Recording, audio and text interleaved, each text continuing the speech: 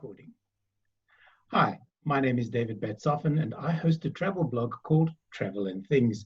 And I'm running a series of In Conversation Zoom interviews with a variety of people, both in the travel industry and outside of it.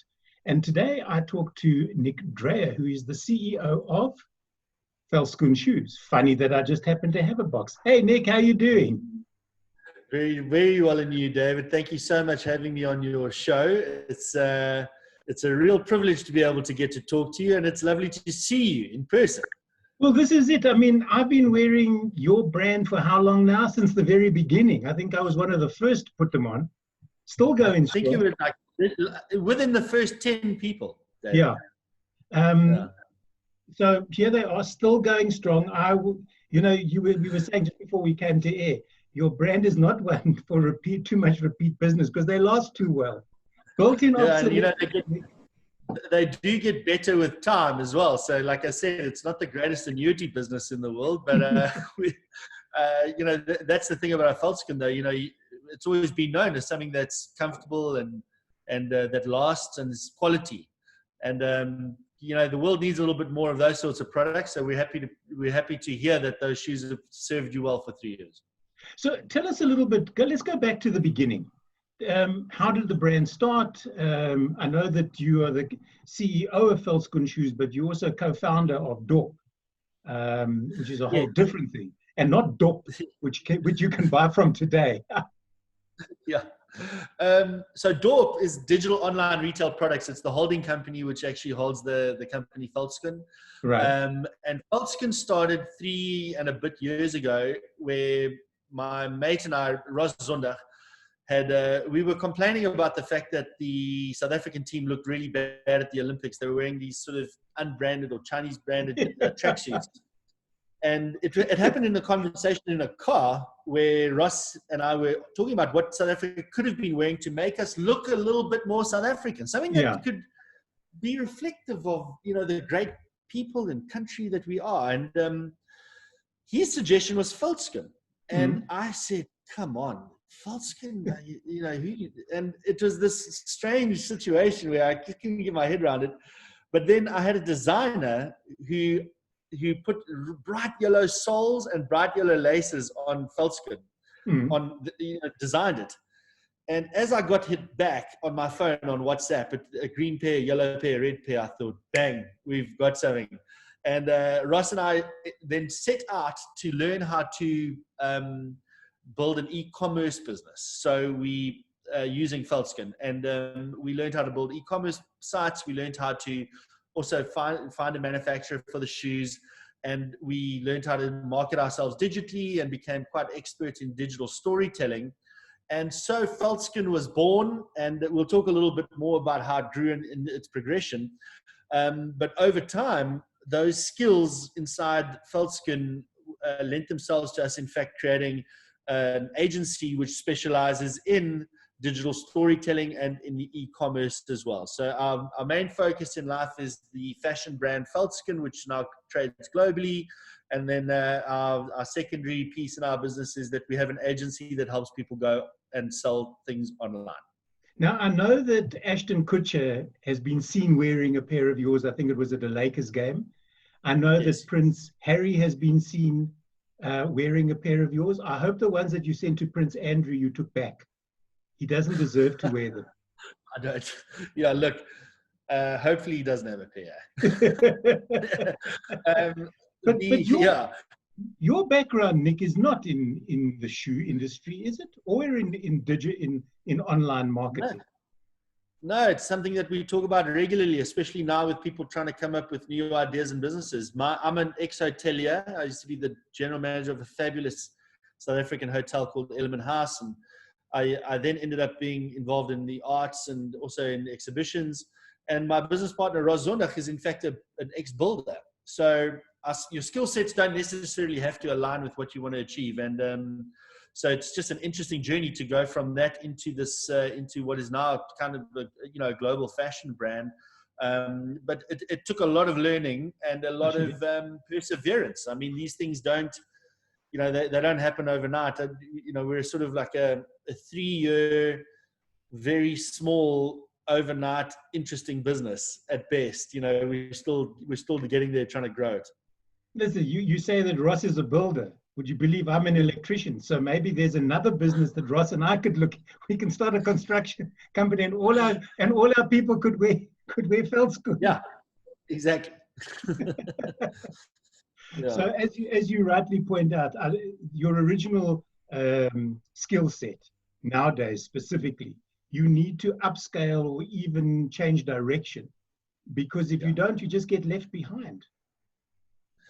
You know, I had a long chat on a seminar not long ago around the world we live in post-COVID, and it's a world that kind of was on its way, but it's just forced us. I think two things have happened that will be with us now as a total normality: is the arrival of digital, and whether that's digital communication, digital service provision, or digital product selling, that has now come. It's come like a tsunami. And the second thing is the need and requirement for any business, whether it be services or products, to talk directly to customers.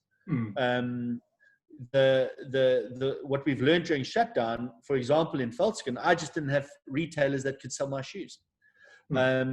So how do you sell them when your retail partners are closed? The only way to do it is to talk to your customers that you have, and to sell directly to your customers. And we've gone through some amazing stuff over the last 3 months in order to do that. And to be quite blunt, it saved our business.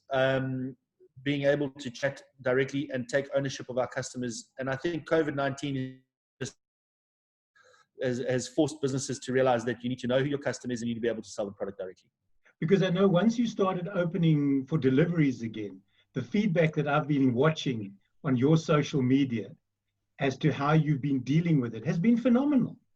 You know, it's like, thank you. Yeah.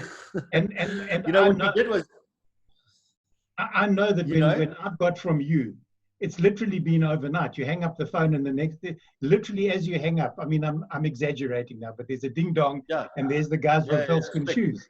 Yeah, it's quick. You know what we did, David, which is interesting, and I'd like to share the story. Yeah.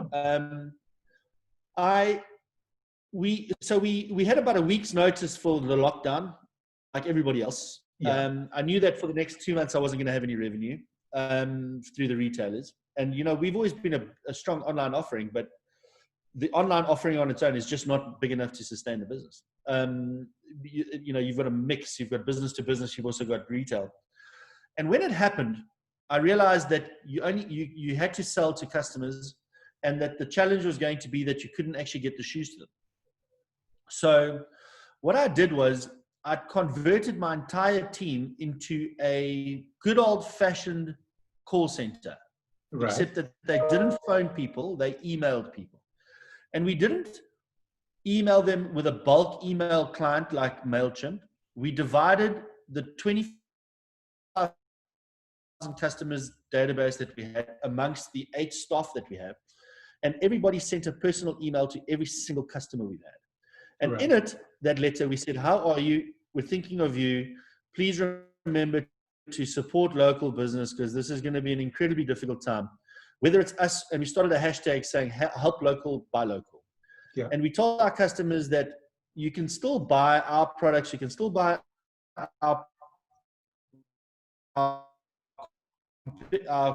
friends' products. And we will ship them, and we will keep them safe. I can't tell you the power of having touched base personally with our customers via such an old-fashioned analog way, one email at a time. Yeah. The net result was that we set an online record in the month of March. We broke that record in April, and we've now just had our biggest ever month digitally online on our website. And what we did was we've closed the circle. The cheap shows. All I can give you is one hand clapping. Thank you. To complete the circle, you had to show gratitude, and we felt gratitude, because if those people didn't buy our shoes during lockdown, who knows?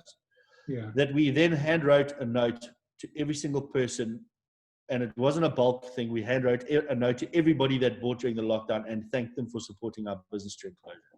You see, And that's that's such why a... when people started to receive them, they just so they so I think I don't want to use the word because I mean loads of people put in handwritten notes, but it's the message and it's the author. You know, we didn't say thanks for buying us our product. We were just like, thank you for keeping local business going, and please carry on. Whether it's us or somebody else, it doesn't matter. You know, Yeah. and the authenticity of that message has come through. And as you know, and seen, our social base and our customer base has responded beautifully to it, and it's a tremendous blessing. And is your demographic across the board, men, women, all colors, all ages, all sizes?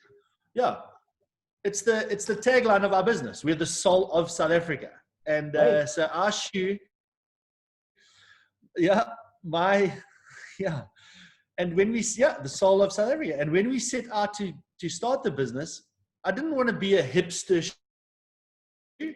I didn't want to be a shoe for CEOs. I didn't want to be a shoe for waiters or for hairdressers or for whoever. I wanted to be the shoe for South Africa. You know, so what I love is when we still used to travel, I used to be in a slow lounge, and often somebody would come sit next to me because I'd always be wearing my pink Veldskoen to be noticed.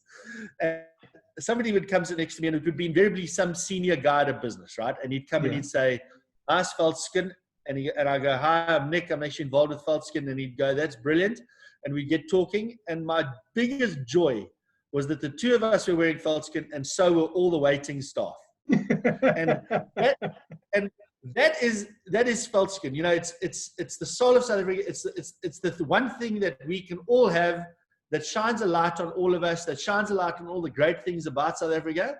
And it cuts through everyone. And we've gone, you know, we took it so seriously. We've gone down to kids' sizes as well, because we want kids of South Africa. So. Yeah, and that was because, you know, we want to be the soul for the. Yeah. But now, Nick, whether you're an electrician or a builder or a doctor. You know how many times I've got into a game drive vehicle and people have gone, "You're wearing Veldskoen shoes." And then from underneath the blanket, if it's an early morning cold drive, comes another pair of Veldskoen. And I've taken pictures, which I've sent to you often, to you and Nick with a C. People that I've bumped into in the middle of nowhere. I mean, I was stopped with these on a beach in Goa in India. Really? An Indian guy stopped and he said, "I like your shoes. Can I take a picture?" Yeah. And he took a picture. So somewhere in Goa on a cell phone is a photograph of these shoes. That's but David, this is the magic of the shoe. And, you know, we consider ourselves the custodians of the shoe because, I mean, it was around for 100 years before us. We just so happened to start a business. You know what the joy of the shoe is, David, is exactly that. It's the connectivity that it creates around South Africa. You know, if you're on a game drive in Botswana and you say, and somebody says to you, "You've got a pair of Veldskoen," and somebody says, "Hey, I've got a pair of Veldskoen," all that does is say, "We like South Africa." That's what it does. It connects us. Yeah. And that's what we set out to achieve. You know, we absolutely are inundated every day with people that say, "Hey, I was in Washington, D.C. and a South African guy came up to me and said, 'Lekker Veldskoen.'" Or I was in, you know, it happens every day, but what it does is it connects us for a brief moment as a people, and it makes us feel good about it, which, goodness me, you know, that's a rare commodity. So to be part of being able to do that is a privilege. It is indeed. Now, I mean, I almost want to compare you guys, but on a different level, to the Rocky Horror Picture Show. Because when Richard O'Brien did that, he had no idea, and I've interviewed the guys from the original show, they had no idea what was about to befall them. That show still, to this very day, it's 40 years old now, but still to this very day is always produced somewhere in the world, and people can identify with it. I've had conversations about Tim Curry and fishnet stockies with my father-in-law that shouldn't be had, but it's the same with your shoes. Did you guys have any idea, specifically when somebody like Prince Harry or Ashton Kutcher, you know, the phone rings and they go, I'm the personal butler to Prince Harry, he'd like a pair of your shoes, and you go, "Yeah, right. Pull the other one. Who is it?" To David, okay. Let me say that when we started it, we could never have imagined the journey that we'd be going on. Okay, we could never have imagined the journey that we'd go on, and the speed and the amount of traction that South Africa gave it has been, it's a miracle what's happened to our business, and because there's no genius here. There's just custodians. We try and push it us. We try and make it available. But I will say, to our credit, that we never ever changed our narrative. Our day one narrative was to make a shoe for South Africa. And whether that was going to take 2, 3, 5, 10 years, of course you don't know. But it was always the goal. It was always to make it South Africa's shoe, much like the Brazilians have their own flip-flop.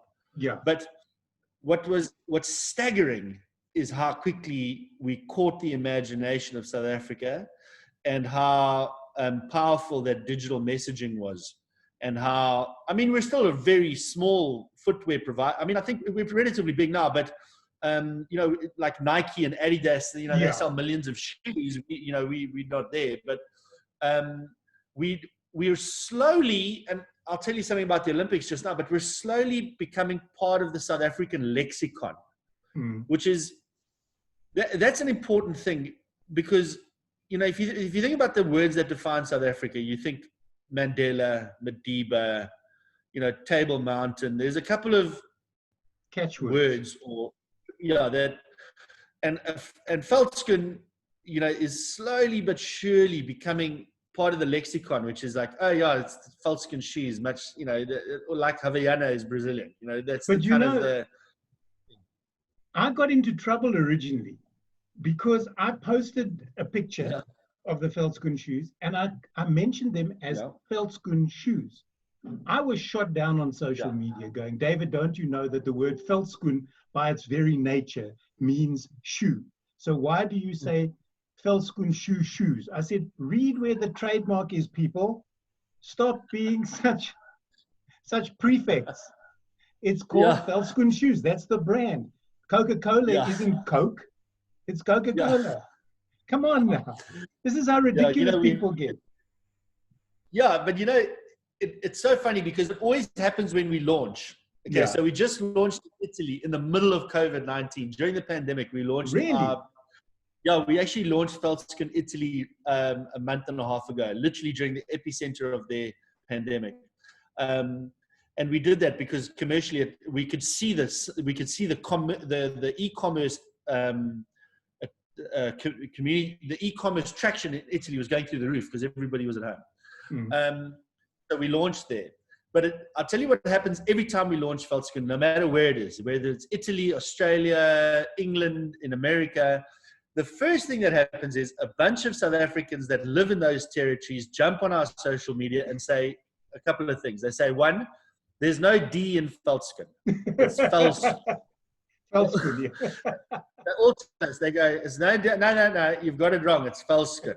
And then we say to them, it's not one or the other. Not one is right and not one is wrong. They're both two versions of the same thing. And we tackled this when we started. The reason we liked Veldskoen is because we felt the idea of walking in a field was slightly more attractive in terms of a message than walking around with skin around your foot. So it was a narrative. It was a conscious choice. They always tell us that. And then the second thing they tell us is when we don't understand it, because Veldskoen used to cost 20 Rand in 1972. And why have you put your price up so high? And I have to remind them that we didn't exist in 1970. We weren't there. We're in business. But it always comes out at the beginning. It's unreal, like Veldskoen, and then always the price. But then as soon as they get it out of their system, then everybody gets used to it. Everybody's okay. Then we start getting rid of those. Where now, because you're an online business, I know that you're into certain retail stores at the moment. You've got your branding into there, and well done for you. But this is about you and Veldskoen, not you and those particular stores. Where has been the strangest request for Veldskoen shoes that you've received? You know, please, could you send me a pair to, I don't know, Anchorage, Alaska? Okay, I'll tell you where it is, and then what happened. So we got a bunch of requests from people in Taipei, Taiwan, Right. for shoes. People that thought they were fashion, like a really cool fashion item, and it happened. And all of a sudden, people were identifying with it in Taiwan, and the next thing, a guy emails us and says, "Hi, my name's Jimmy. He's a lovely guy. I jump on a Zoom call with him. He's a Taiwanese guy, but he's born in South Africa, and he says, can I be the distributor for the shoes in Taiwan?" And outside of the US and the UK, Taiwan has become our biggest market as a distribution.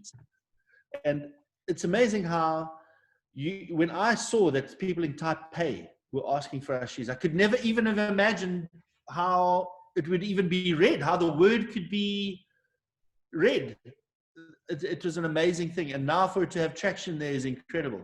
We do have strange, last night as well, like we did have Canada, people in Canada asking for it, and like the northern parts of Canada. And then Marion Island, we've had some folks that want them on Marion. So how do you get them to out how you can fulfill them there? So you're gonna have to send a chopper down, or send it on the next research boat when it goes down that way. Send to John Ross with a couple of boxes. Yeah, exactly. But now, do you, you know, you talk about being a fashion statement. What about Fashion Week Paris or Fashion Week New York? Why not get onto the top dress designers and go, do you know how well these shoes would go with your outfits? Yeah, you know, we've been at the Toronto Fashion Week with the kids' shoes. So they were a huge hit at the Toronto Fashion Week. Okay. Yes, absolutely. We've had our shoes at the New York Fashion Week. A designer put the shoes on their models. Mm-hmm. We haven't had a presence there, but we've had our shoes used in shows. Right. But I think it's going to start coming because this hasn't hit the mainstream news, and there's some bigger news coming on it at some point. But many people know that one of the things that we achieved just before the lockdown is that we were assigned or chosen to be the official shoe of the Olympic team for South Africa. Which year? So the Olympic team, it was supposed to be now. Like now, sometime now. And it was obviously, but of course it was postponed. But our South African team were going to walk out into the stadium in Veldskoen and let that be the official shoe.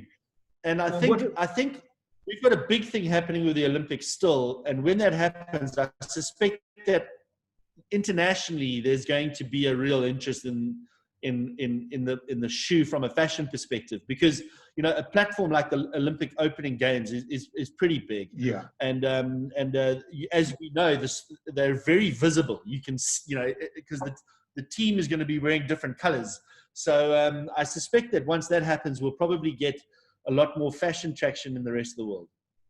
But because I seem to remember one year, didn't our team walk out wearing Crocs or something equally ridiculous?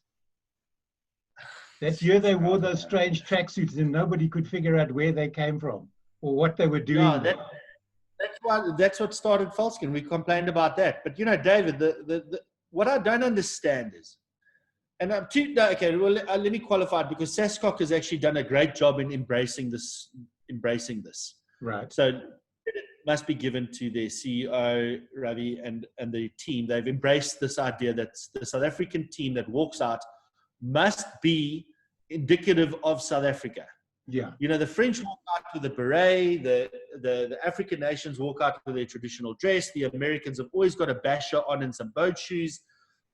South Africa and the team needs to look like South Africans. And you need to be able to have something, and there's not a lot you can choose from. You know, that's one of the challenges. You could wear a Madiba shirt and some jeans, and you'd look South African. But I think the shoe is the one commonality around all of it, and I think that's an exciting thing. And I will qualify it. Sascock has embraced it, and that's just, it's heartwarming that they are totally behind this campaign. Right. So now I've flashed this particular shoe more than once. I think it should go into your shoe museum if you have one. It should. You're not getting it back. You should keep wearing it. I will do. Now, this you call natural. Yes. To me, the old Veldskoens, the natural was almost like that beige, rubbery color rather than gray, which for me, together with the black that you guys do, is more formal wear. That's why I haven't had the opportunity to be in a boardroom with these yet. Yeah. I'll tell you a story there too. What size is that? This is a 9, I think. 8.5, 9. Yeah, it's a Brilliant. 9. Okay. It's a 9. So when you take an ex-hotel guy in a building and you start a shoe company, one of the first things you do is you order 10 size 3 blue, 10 size 3 yellow, 10 size 3 pink, 10 size 3 green. You'd order the same amount for all the shoes. Right. And within 4 months, we realized that shoe that you've got there, the natural shoe in a size 9, was 70% of our sales. I remembered, you know how long? I think I waited 2 years to get this shoe. We nicknamed it internally the unicorn because you could just never get enough of it. People would order and wait months because we just couldn't make them. And so that shoe is in fact the bedrock of Veldskoen Shoes. And we went with a gray, and the gray lace. It looks really good with jeans. It does indeed. It looks better than that natural crepe color. So it was a decision to make because they look really good with jeans, and we felt that it was going to wear better, which it does over time. It picks up less marks, and also that base that we use, that sole, as you now know, the orange ones, they're pretty hard wearing. So it was a practical concept. That's what I have to. I mean, I don't know if you can quite see on there. I mean, this hasn't worn through at all. And normally that's the first area to go. Yeah. But not at all. We had to make the shoe hard wearing because, I mean, can you imagine you and I were having a conversation about Veldskoens that don't last? Buy one, buy a second one. Yeah, so all we did was we said that if you're not happy, you can get you can get a free exchange or 100% free refund. And so we've never ever lent on anything but our quality. That's what, you know, if you get the shoe and you're not happy with it, give it back to us, we'll give you money. Just as a matter of interest, Nick, sorry to interrupt. I mean, as we were saying earlier, this upper has now become so comfortable. It's like walking barefoot. And the beauty, I have to sing your praises once more, because I wear these without socks. I've tried with those secret socks, but they don't smell. And I mean, I can wear them day after day after day, and I've never had an issue with these things smelling. David, they're made, and we treat them as such. They are made to be worn without socks. Yeah. That's how a Veldskoen is supposed to be worn. So they won't smell. They will get softer. We use only the best leather that we can get. And in fact, that pair of yours doesn't have it, but the new pairs from about a year ago already are completely hydrophobic. So they repel liquid, they repel water. Would this be one of those? Run that under the tap and see what, if you run that under the tap, you'll see it won't go dark. The water will just run off it. And water off a duck's back, Nick. Exactly. Or should I say water off a Veldskoen upper? Yeah, exactly. That's exactly right. But now my question, where I was leading with all of this, is there a way of replacing the sole? I mean, I love this upper, but I don't want to toss them, and I don't want to donate them. But can you resole them? You can, and you can get in touch with us, and we do provide that service now. You know, there's a I don't know if you know about a guy called Yvon Chouinard. He started a really amazing business called Patagonia. And Patagonia is an outdoor fashion brand. And we've taken a leaf out of his book. He believes that, consumerism is one of the greatest destroyers of our planet. Yeah. And, he's gone so far as to encourage people not to buy his clothes, but rather to repair them. Because, if you drop your carbon footprint, it just helps everybody. And the consumer space, I'm in that space. I sell a product. Yeah. But the truth of the matter is that if you would like to keep your shoes and you had the opportunity to resell them, we feel very happy to do that. We offer it as a service to get shoes resold. But I think that's wonderful, Nick, because the issue around clothing and shoes, it tells a story. It tells of where you've been. It brings back memories. The smell of a piece of clothing or looking at a shoe, you can go, oh, I remember when. Yes. Rather than just going, well, that shoe's now, oh, let me toss it or let me pass it on, to somebody who is more needy than I, and then you've got to break in a whole new pair. And David, tell me if you can name another shoe that creates nostalgia as much as a Veldskoen does. Not just mine. Yeah. But any Veldskoen. If you buy it from Spasburgers or if you buy it from whoever, a Veldskoen has the ability to generate nostalgia, and it generates stories because people feel as if they travel in the world, they're adventuring, and it has this unique ability to create memories and to create nostalgia, and that's a hugely powerful thing for any product. Well, look, I remember that guy on the beach in Goa. What made him? Exactly. Yeah. I'm just trying to think. If they didn't go up, I didn't have them when I did Kilimanjaro. That's why they didn't go to the top with me. Otherwise, trust me, they would have. But now let's move on, as they say. Nowadays in movies, they always go 3 months ago, 2 years in the future.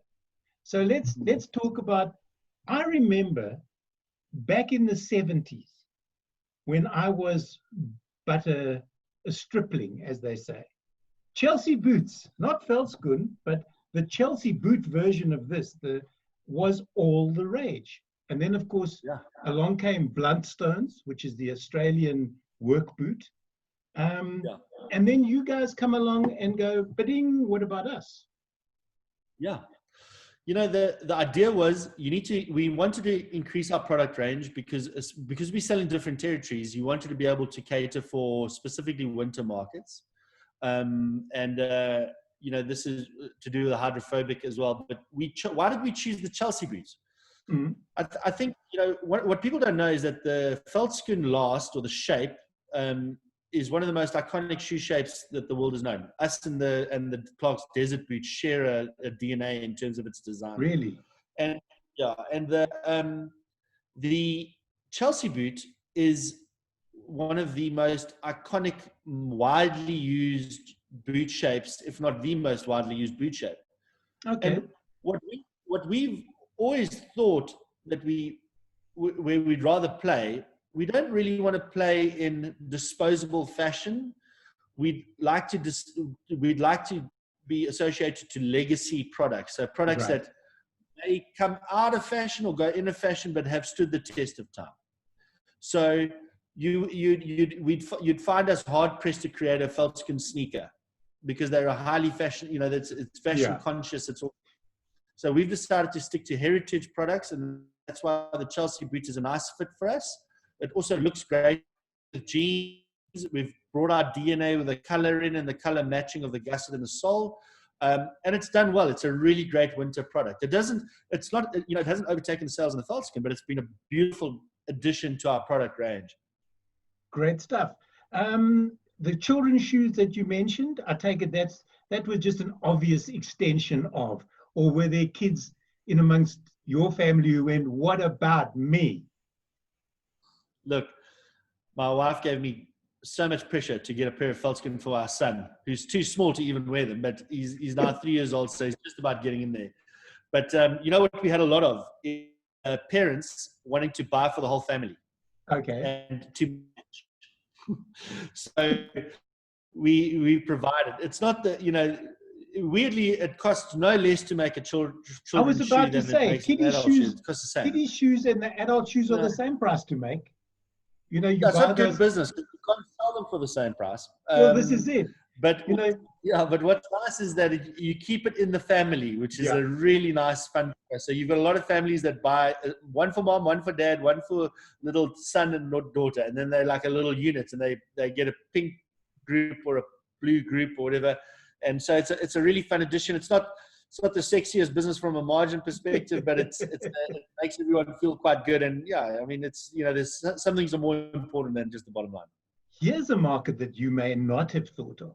If you're making those small shoes, you can sell them to Hummer owners to hang on their rearview mirror rather than dust. That's a really good idea. We should think about that. And it's not just Hummer. I think maybe a couple of Land Rover. Don't let's start between Land Rover and Toyota. This could go, who knows? Because now you see that segues, well, that leads me very nicely into the fact that you also branding your shoes. Yeah, this is a piece that we'd never envisaged, but I think it's become quite a big part of our business, and it's really interesting. And I think why it's worked. Okay, so that we embroider our shoes. We don't actually burn them on; they're fully embroidered when we do it. Yeah, so they last forever. But what's happened is brands. How it started was we'd get let's say an architect firm, and they'd go, listen, we're an architect firm. There's 12 of us. We want to have a Veldskoen Friday. Okay. Can you put our logo on it for our team? And then that year they gave everybody a pair of shoes with their logo on it. Okay. Then what happened was brands started realizing that if you gave somebody a pair of Veldskoen branded and they like them and they put them on, and then they can see their brand every day. Which you can't with a pencil or like a corporate notepad. You know what I mean? Like a very tangible thing about touching a shoe, right? Yeah. And then what happened was companies that wanted to celebrate South Africanness, it's a great word, South Africanness, started supporting us and started to have huge corporate days and ordering shoes with their logos on them. And now it's become good business for us. Obviously, it slowed down during COVID-19, but we've had banks, we've had massive bike races, we've had all sorts of corporates, and then we've partnered with wonderful companies. Funny enough, unbranded, but with the likes of Jeremy Order, Data, and he gave one to every single golf player at the Pro-Am. Not branded. He just wanted to have a normal one. But this like corporate adoption of the shoes has become quite cool. And it's also, I think these corporates, especially the bankers, they like an opportunity to look a little bit less formal. Because before, the only way you could do that, and I've been in corporates, I know what it's like to wear a collar and tie. So the only way that you can show your differentness is to wear cartoon socks and a bright tie, so that you stand out from everybody else who's wearing blue and black socks, blue tie, black socks. And it's the exact same thing with your Veldskoen, because here's somebody, and I've done it with your boots. I went to give a talk. I was wearing a suit and I was wearing your boots. Let them worry about why I'm wearing boots and not some shiny black shoes like an ex-policeman. Yeah, my best one ever was the head of the World Economic Forum when it came to Cape Town. Yeah. He's a beautiful, like signature, beautiful suit and a pair of orange Veldskoen, and he looked amazing. And you just think, in a world of these corporate politicians, here's this guy on stage at the World Economic Forum wearing a Veldskoen. It's brilliant. Good for you. That's called ambush. There's ambush marketing at its best. Yeah, can I tell you, he bought them. Yeah. We didn't even and have so to he should. give it to him. And so he should.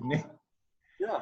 So now let's go forward, because I'm awaiting a package from Nick with a C of your Chukka boots. He keeps punting these things. So tell me about them. Yeah, again, the Chukka boot is an iconic boot. So this time it's a smooth leather. And this is the working man's boot. You know, like the Veldskoen is a comfortable thing. You can go on beautiful walks on it, but the trucker boot is the guy that you can really put through its rigors. It's got a different texture. It's got a different feel to it. It's a little bit more solid around your heel. They look great, but they're standard looking. You know, we don't have the colors on them, but they've been so well received because they are so well made, David. I tell you, and they get comfortable so quickly. They become a real workhorse type shoe, and I think they're going to do incredibly well. You know, we're especially selling them a lot with the festival crowd. You go away for weekends and go camping and want a shoe that can do all the work all weekend long. It's a popular choice. Sort of, you don't have to take 6 pairs of shoes. You just have to take those. Yeah, you know, exactly. I alluded to, and I don't want to intrude an Australian brand into this particular chat that we're having, but there is an Australian boot that is very well known. And there was an Australian program, one of those casualty programs, and this young girl had broken her ankle in a horse riding incident. And she'd borrowed her sister's boots to wear while she was riding without her sister's knowledge. And when they came to take the boot off, the medical personnel wanted to cut the boot to get it off a broken ankle. And she went, "You can't cut my shoe. My sister will kill me. I'll suck it up. Give me something to bite down on. You'll take it off my broken ankle, but you're not cutting it." And I'm hoping that somewhere along the line, you're going to start hearing stories of your shoes that are so well liked, so well loved, that people will either do that, or you'll start getting those things. You know, when my dad died, and I'm not talking about mine, but when my dad died, he left me his shoes, and they now stand on a shelf in my office type of thing. Yeah. You know where we get a lot of it is weddings, eh? We get so many guys that marry in Veldskoen, and then they give them to their groomsmen. And it's become such a special thing to be part of somebody's special day like that. Yeah. And it's a real honor, you know, to be thought about as a product that could participate meaningfully like that. And, you know, I know even with my son, I treasure his first Veldskoen. I treasure, you know, the first ones I had. And I'm close to it as a business, but I can tell you, you know, the shoe is an emotive product. And I think it's inevitable that people are going to look after it. You know, like you and your orange shoes, you know, you're not going to let them go very quickly. No, they'll have to. Yeah. They will have to rip them out of my cold, dead hands in order to get them. Trust me. Nick, now I see that you've ramped it up. I remember when I was at school, from across the way from my primary school in Port Elizabeth was the Barter Shoe Factory. And Barter shoes were the go-to school shoes. I don't know about now, but certainly 50s, 60s, 70s, and maybe even into the early 80s. That was the school shoe. You always bought them like a half a size too big, and you purportedly grew into them. The first few months, you walked around like you were going scuba diving. Yeah. But now I see that you're doing school shoes, or you're thinking about it. We are thinking about it. The reasoning is simple. We believe we can make a shoe in South Africa, critically, for kids in schools, and we believe that we can change the model that if you make a shoe that's good enough, it could be good enough for 3 or 4 years worth of wear, not by the same child, but that it can be passed down. Yeah. And or passed down or given away to a child that doesn't have a pair of shoes. Okay. So we're really interested in making a high quality school shoe that becomes, again, a non-disposable product. And that's the difference. We want to make a really good quality school shoe. You've got to get that price right, though. Yeah. And you've also got to get a mechanism where it can either be passed on or passed to someone else. Yeah. And that's the piece that we're still, you know, we're unlocking. We've been talking to our audience, speaking to people, because I think, you know, that's how we operate. We want to get feedback. We want to make sure everybody puts in their thinking. the feedback has been unbelievable. Okay. But folks want to be able to know what they do with it, what happens to it once it doesn't fit their child. Mm. B, can they potentially get another pair if they pass on the first pair? You know, is there a model there? Yeah. And lastly, the interest in having a shoe with a little flag on the back that starts talking about how great South Africa is at a school child level. Yeah. I tell you, isn't that golden? You know, you want to be the soul of South Africa. You want to be there in it schools. Is, right from the very beginning. So it's been on our radar since the beginning. And how nice would it be to, in South Africa in 20 years' time, for school children from South Africa to have a little South African flag on the back of their shoe? I tell you, that would make us incredibly happy. Where you keep alluding to the fact that your shoe, well, you keep saying, you're not alluding to, you keep saying that your shoes are manufactured here. Where are they manufactured? They're made in Durban with an incredible shoe manufacturing company called Hopewell Footwear. They are third generational. They've been going around for 80 years. One of the things that we keep banging our drum about is the fact that South Africa can make amazing products, and there's no need to just import them. And the one positive effect that COVID-19 has had, you know, you have to take some silver linings, right? And the currency that's been devalued so heavily there's a lot of problems that come with it. And I don't want to now make that irrelevant. But the one thing that it does do is that it incentivizes local manufacturing because it gets more expensive to import it. And secondly, COVID-19 has disrupted fundamentally the supply chain in the world. Yeah. And you know, we're far away, David. We are. South Africa's far away. And we've got unbelievable artisans in this country. So why not make a shoe here for kids? Why not make a school shoe? Why not make apparel? The Western Cape, especially in the Cape Flats, have got some of the most amazing artisanal talents you've ever seen in your life. Yet we go out and we buy a product that is, you know, at one of the high chain retailers that is being churned over every hour in another place a million miles away. Yeah. You know, I hear what you're saying. The time has come for us to fundamentally support local product and manufacturing. And I'm not just saying that to help me. I'm saying it because I think we make great stuff. We really do. We do. Yeah, we really make good stuff. So why not support it? And now I can tell you, the footwear industry, I'm telling you, watch this space. We are going to be paying a lot more money for imported footwear over the next 6 to 8 months. Watch what I'm telling you. It's going to happen because that supply chain's been interrupted and the rand's gotten weaker. So we're going to be paying more. Yeah. So why not start supporting local manufactured shoes? Not just me. I mean, you know, the guys from all sorts of brands that have jumped up now. Just make sure that you're buying stuff that is made here. Yeah, it's good. It's good for the country. But now your new product, which I believe is not available yet, but the pictures on your website, you guys are great at teasing. Cadbury's did it with a chocolate years ago. They don't manufacture it anymore. It was called Tempo. When I still ate chocolate, it was a stunning chocolate. So what they did was they brought it on the market. They had a fantastic brand campaign around it.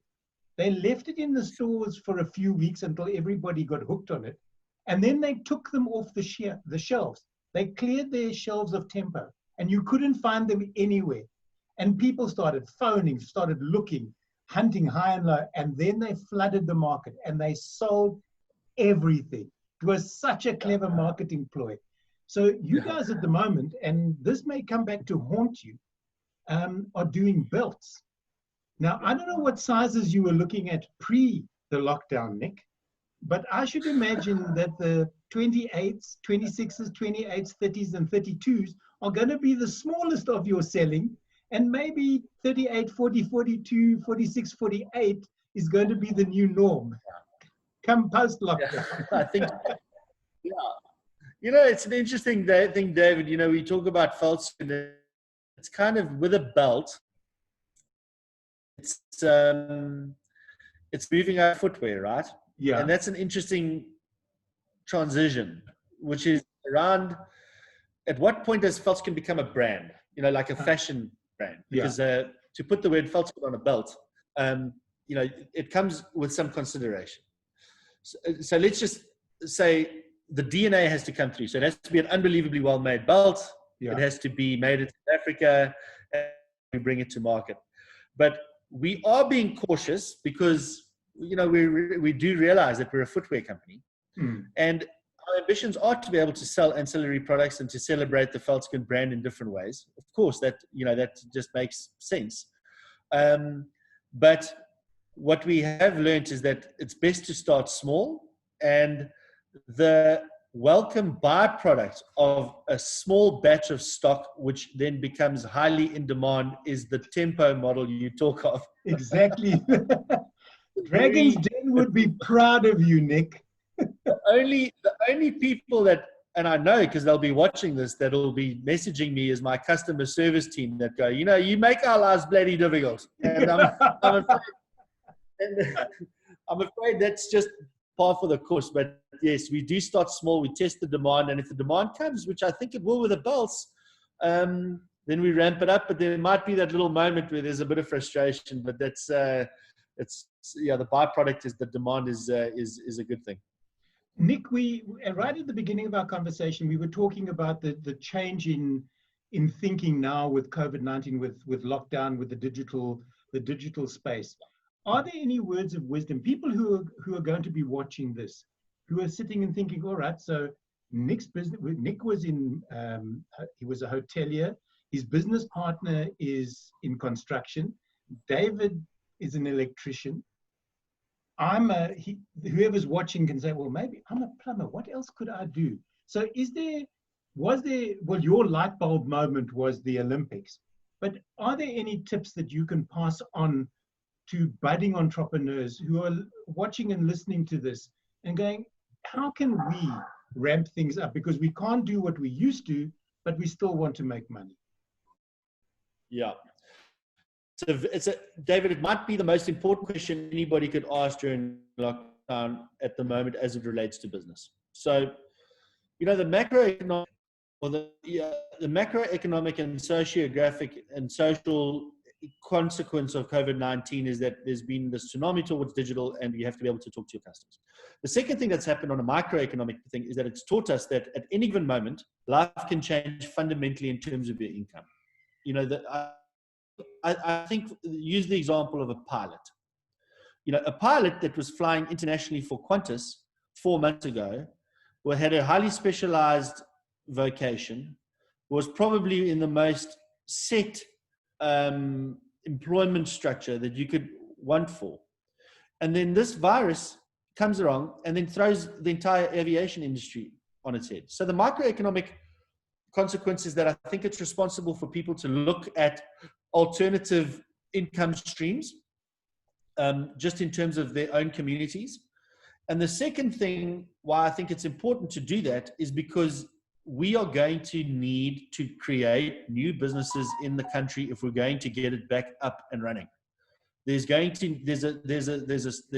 a social responsibility to start creating opportunities for employment, and that's going to sit in the SMME space. That business piece of our economy is going to have to do the heavy lifting. Yeah. The barrier to entry is always, but I don't know anything about e-commerce, or I don't know how to sell anything online, or my services or my talents aren't necessarily aligned to doing that. The drum that I keep beating is, guys, I'm an ex-hotelier and I'm now in fashion. So it's physically possible. You can do it. And I'm not the smartest guy in the world, and nor is Ross, but through endeavor and through perseverance, it is possible.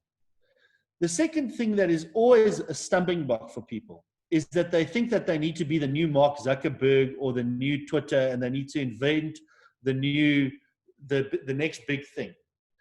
3 years ago when we started Veldskoen, you know what our sales target was when we started Veldskoen? It was 1 shoe a day. Wow. You don't have to think about starting massive. We never envisaged more than 10 shoes a day in the first month or two, because we wanted to set a target, 1 shoe a day.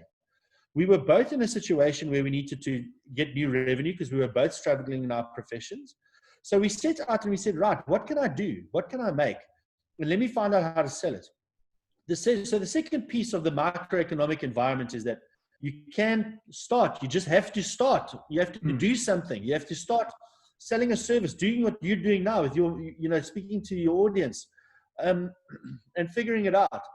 And then the last piece, which I think is incredibly important to tell people, is we are all in it together. Nobody is untouched. There is no embarrassment in a business taking tremendous strain now. So the mindset of the gift economy, which is to help people, help folks get started, offer the assistance that you can, ask for help. We as communities are the only ones that are going to be able to get ourselves out of this on a micro level. And I say this to anybody that's willing to hear it. If you want to find out how to sell stuff online, there is so much resource online. But if you put in a bit of work and you get stuck and you need a question, email Nick Dreyer directly. Email Nick Latouf directly. We will help where we can because we know A, that it's possible, and B, that it doesn't have to cost a fortune to get started. But without helping people, David, all of us, it's not going to happen. It's got to be a community. We've got to get together and we've got to build stuff. And we've got to build new revenue. We've got to support local. That is what the future looks like. That is the new normal. And if me and a bunch of the other local manufacturers have to be the drum beaters on this message, then we will do it. But we're ready to help, and because we're going to have to. There's no getting out of it now. Imagine, like I say, being a pilot. Yeah. That is how incredibly destructive this pandemic has been to industries that you just would never have imagined. And I think if an ex-hotel guy and a builder can do it, so can a pilot. I can tell you. So it's just about getting down and doing it. All right. So let me just give my viewers your direct phone number. No, I'm only kidding. They must get on our sites and get in touch. I do every single day. We may not be able to respond quickly. Somebody's got a direct question. Yeah. David, you can't say no to people that are wanting to try now. This is not the time. This is the time to give. This is the time to help. This is the time for people to start delivering.